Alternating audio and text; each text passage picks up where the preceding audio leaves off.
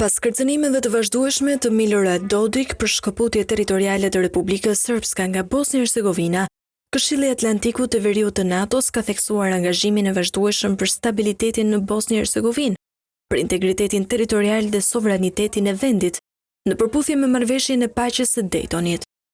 Njoftimi është bërë nga NATO pasi zëvendës sekretarja e përgjithshme e NATO-s, Shekerinska, ka pritur në një takim kryetaren dhe anëtarët e presidencës tripartjake të Bosnjë-Hercegovinës në selinë e Aleancës Ushtarake. Këshilli i Atlantikut të Veriut të NATO-s theksoi angazhimin për bashkëpunimin tonë të qëndrueshëm me Bosnjë-Hercegovinën. Gjatë diskutimit u riafirmua se Aleanca mbetet e shqetësuar për zhvillimet e fundit dhe pasojat e tyre negative, përfshirë për rendin kushtetues të vendit dhe funksionalitetin e institucioneve shtetërore, thuhet në njoftim. Në këtë kuadër, zëvendës sekretarja e përgjithshme riafirmoi se marrëveshja e paqes së Daytonit duhet të respektohet. Ai është një gur themeli i stabilitetit dhe i arkitekturës shtetërore të Bosnjës dhe Hercegovinës. Ajo tha më tej se nuk do të pranojë asnjë lloj vakumi të sigurisë në Bosnjë dhe Hercegovinë dhe që paqja e arritur të vihet në rrezik.